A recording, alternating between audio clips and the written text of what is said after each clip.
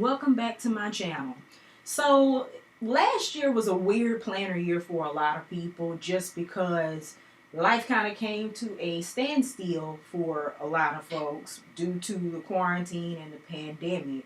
But for me, surprisingly, it was a great year to experiment in my planner and learn a lot of new tips. So I want to show you some of my favorite spreads from 2020 and give you 10 lessons that I learned or tips that I learned in my planner journey from last year. So for more tricks and tips and to hang out with me on a daily basis, follow me on Instagram, Facebook, and also check out my blog at MacktheMaverick.com. So enjoy. All right, here we go. 10 of my favorite planner tips I learned in 2020. So tip number 1, embrace the white space. So if I look at my very first spread, you can see there are a few blocks that are noticeably empty or like half full. If you're a person like me, white space is kind of scary. You always feel like there's something more you should be doing, something that should be on your to-do list, or you feel like your planner boxes need some kind of decoration. It's okay. Embrace the white space. These are the spaces we have in our lives to get some rest, relax, and have some creative, unstructured time. So tip number 1, embrace the white space.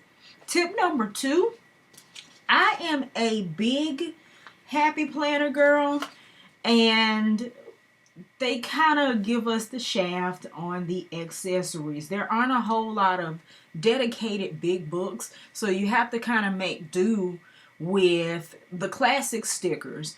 In this case, there was a horizontal layout book that came out earlier in the year, and I happened to have some flowers from one of the floral books that matched. And I found out that these long horizontal boxes are almost a perfect fit. I could have cut that there, but they're almost a perfect fit for 3 columns of your boxes in the big. They're also a perfect fit for the sidebar, which you'll see me use later in my planner. So tip number 2, use your horizontal stickers or any other size stickers for that matter creatively in your whatever size planner that you're using, but especially in the big. Tip number 3, pick a book and stick to it. So I am a sticker hoarder, as many of you are, and I have a lot of stickers that I picked up because I thought I would love them, and I ended up not really loving them, or I don't love them anymore. The Squad Goals book is a good example of a book that I bought when I first started planning a few years ago. Literally one of the very first books I ever purchased. And I hardly ever reach for it. It's seasonal. I'm not really a seasonal girl. But I need to start using up my stash before I start buying things for it. So in this spread from April 6th, this is actually the week of Easter, I challenged myself to use stickers almost exclusively from the Squad Girls book. So if you are familiar with the Squad Goals book, they'll have like 3 or 4 pages dedicated to each season. Purple happens to be my favorite color, so I used those stickers almost exclusively to make a cohesive spread. So another example of that, this is one where I actually like the book these stickers are in so much that I bought 2, and I'm afraid to use them because I'm hoarding them and they're not easy to find. So this is like the first big color story book, and I took a color story and some washi that I thought coordinated it, and I kind of just stuck to that book and things in that motif to make an easy cohesive spread. And this is another good thing to do when you are running out of ideas. Sometimes I'm really inspired and I know from week to week to week what theme I want to do in my spread. And some weeks I just don't. I have no idea.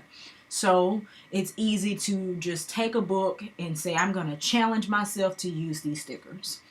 Another thing that I did in these spreads was coordinate my markers for lettering.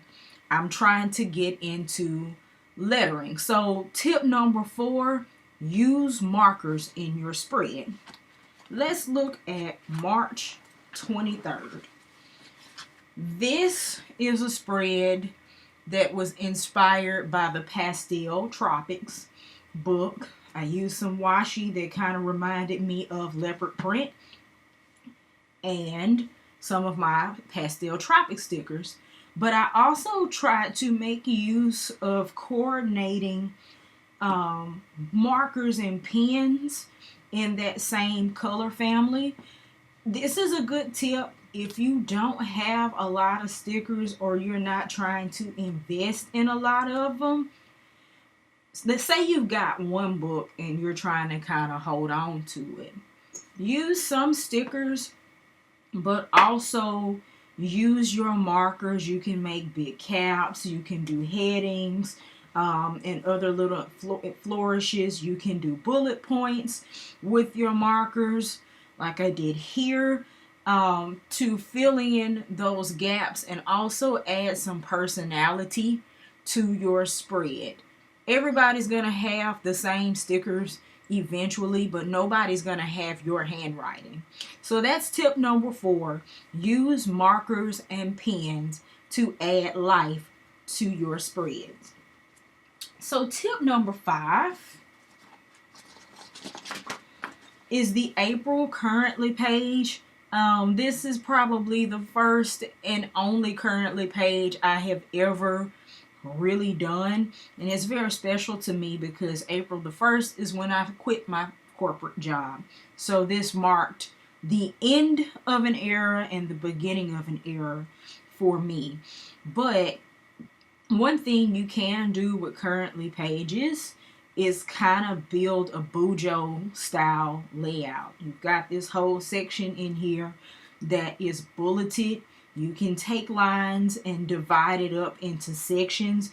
Because sometimes I look at the currently page and I don't decorate it because I'm overwhelmed by the blank space. So what I did was break that blank space up into more manageable pieces and added my flourishes and my coordinating stickers and whatnot. So that is tip number 5. Break down your currently page into manageable sections. Number 6, also in April, color schemes. So color schemes are kind of something I'm in love with in terms of decorating and pulling things together.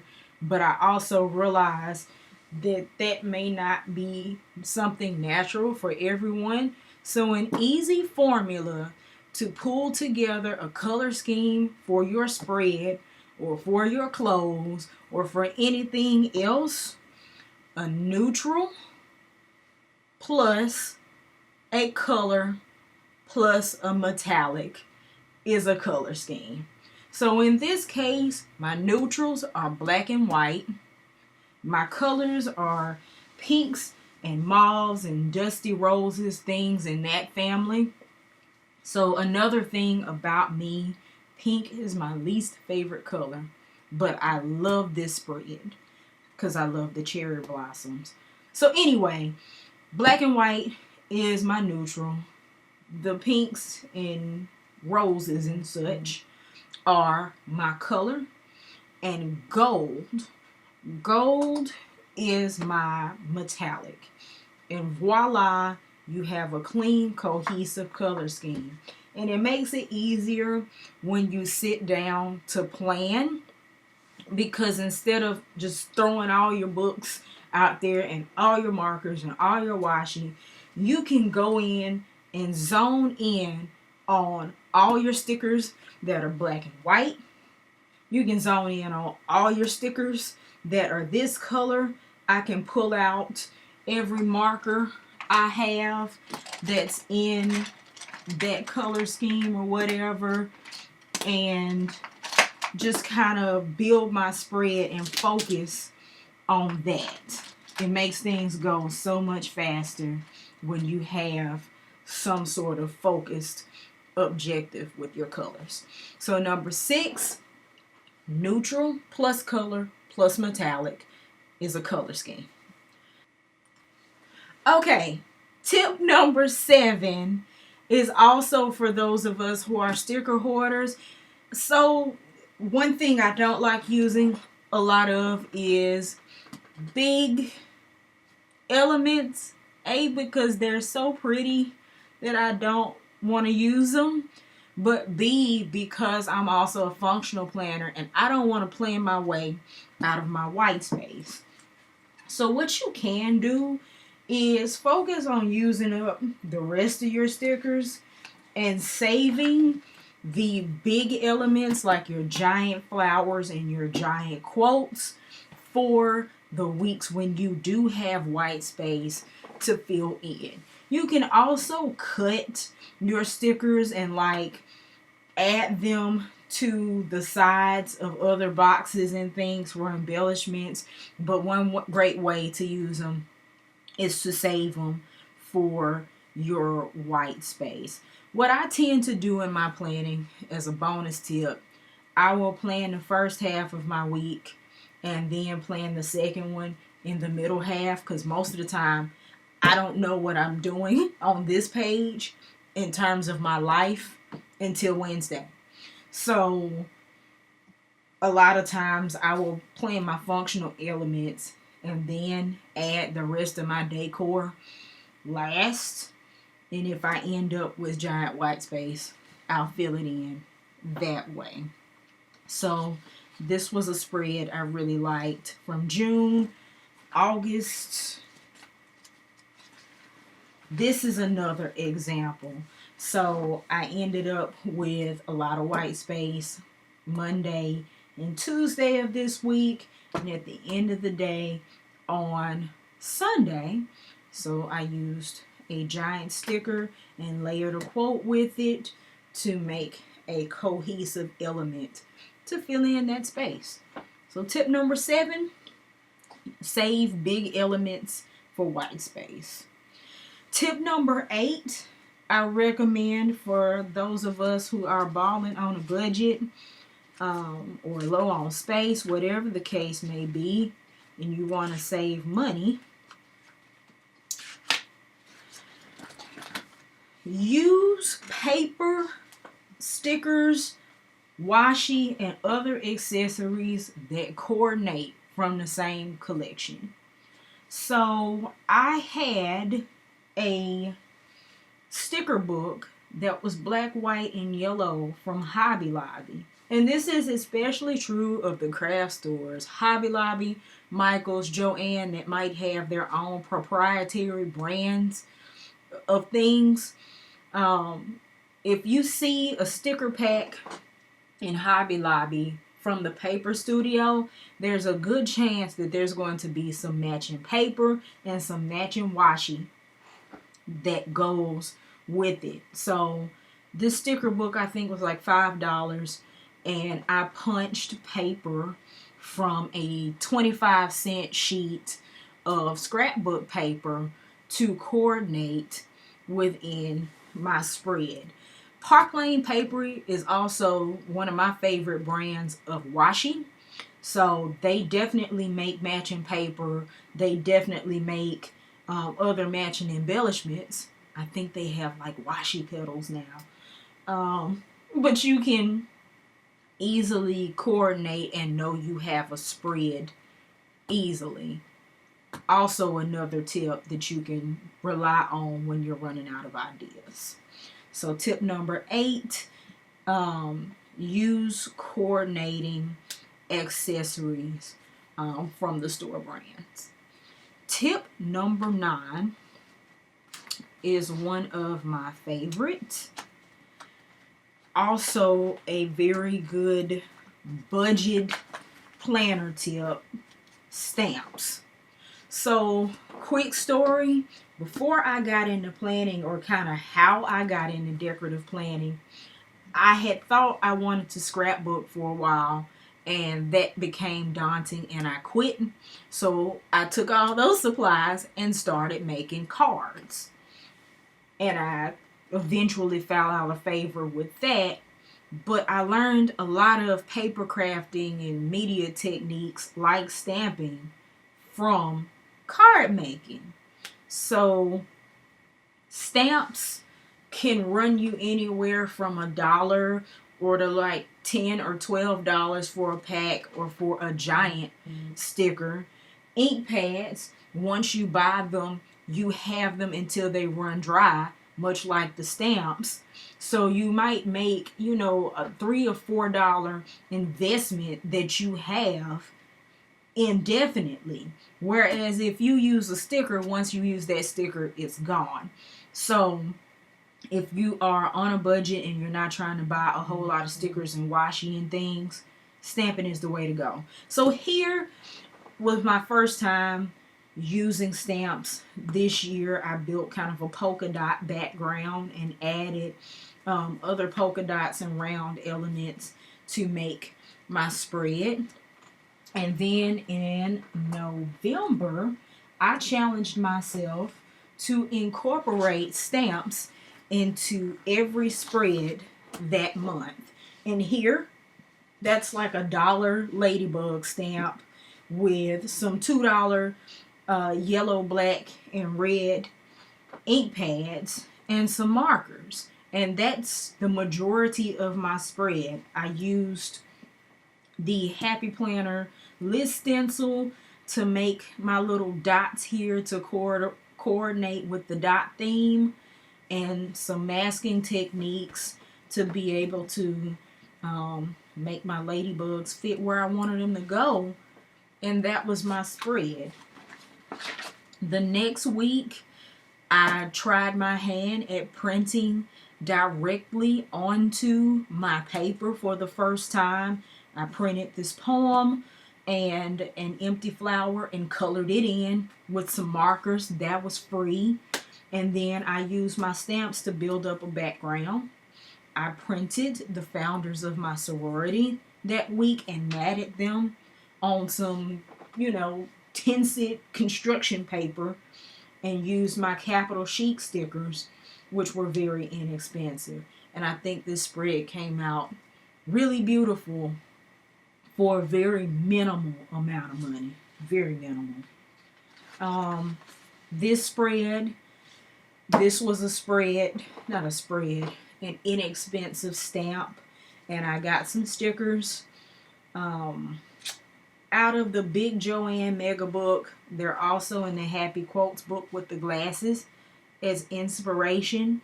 Going back to that, using one book or almost one book and sticking to it. And I chose the glasses because they look like mine. So this one came out real nice. And that was, and then here is another spread where I used some Tim Holtz stamps to build up a background. And I also added the technique of sponging my pages to give it that brown effect. And I don't know if you can see that, but I also inked the edges to give it kind of a distressed look. So that's kind of the gist of stamping and some of the many things you can do to build up a nice spread for not a lot of investment. And I also stuck to the same sticker book, the Faith book, and the florals here too. So tip number 9, use stamps. And then tip number 10, Once again, another budget crafter tip: use scrapbook paper. I really want everyone to know that you don't have to spend a whole lot of money to get a nice spread that you're going to love and be happy with.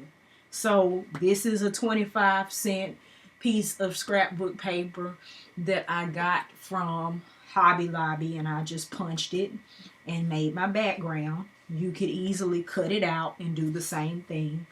Lined it with washi and a handful of stickers. And then there's that whole big element filling a lot of white space. So that was my first time using scrapbook paper this year. And then in December, I did another challenge to incorporate scrapbook paper into each one of my spreads. So this spread is another example. This is one of the horizontal layout stickers. Instead of using it this way, I used it on my sidebar. I punched some scrapbook paper here, and I used some of the color storybook, one sticker book almost, and all the farmhousey elements that I had, and built my spread. I didn't think I was gonna like this one because I'm not a big farmhouse girl, but I really like how this turned out. Then the next week might be my favorite spread of the year, the Lemon Grove spread. Took a pencil and a ruler, and I marked out where this paper should go, and then used my paper cutter to cut it down and add it to the space, lined it to give it some dimension.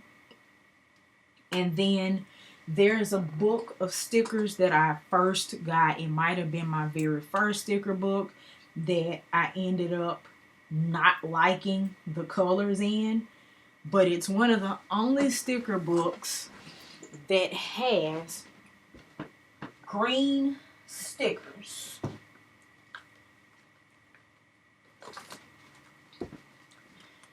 This guy, it's probably one of the only Happy Planner sticker books that has true green stickers. So this spread that I did as part of a challenge gave me an opportunity to use almost exclusively this book. So great way to use up stickers. Then this spread, I'm not a winter girl. I love the summer.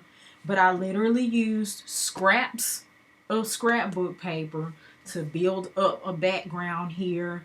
I took the opposite side of this paper to make the snow caps, inked them at the bottom, and added my squad girls that I'm trying to use up, and made this spread. And for my last spread of the year, I think this one is in my new planner because it has my January currently page. There we go. So this page, I was in Tampa at the end of the year for a few days. So I used a strip of tropically colored scrapbook paper to mark out the days that I was gone, and I went for a tropical golden affair, trying to stick mainly to gold elements, and of course the pastel tropics book for the most part. So those were my 10 favorite tips that I learned from decorating my planner this year. I'll give you one more bonus tip that may surprise you. And that tip is, don't decorate your planner every week. Not if you just don't absolutely want to. Being a combination functional and decorative planner, I'm more concerned always with the function of my planner. I need to know my to-dos. I need to know my schedule. I need to make sure things get done. And also when I travel, I don't want to have to take my other planner with me on the road and try to update it or bring stickers and markers and all that. I ain't nobody got time for that. So what I do is use my Capital Chic Daily planner on the days or the weeks that I'm not decorative planning. Because chances are, if I've got that much to do, I need to be tracking it by the hour. Or when I travel, I will take just this planner with me and let it be my guide for the week. Sometimes, like I did here, I will use this side to plan when I am away or doing something else. And if the spirit really hits me, I'll write down everything I actually did that week and back plan it into my decorative planner. That's just if the mood strikes me. So I say that to say, don't feel pressured to decorate every week. Sometimes you're not going to have inspiration. Sometimes you're not going to have the time to sit down and do it. So don't look at Instagram or Pinterest or everyone you see on YouTube planning multiple planners every single week, every month, all year. That may be practical for you. It may not. It ain't practical for me. So just do what you love what you do, and keep at it. And I promise you'll have a happily planned life. So I hope that was helpful for you. Let me know in the comments what your planner year was like in 2020 and what tips you learned that you will apply this year in your planner. So I look forward to seeing you guys. Do what you love what you do, and keep at it. Talk to you later.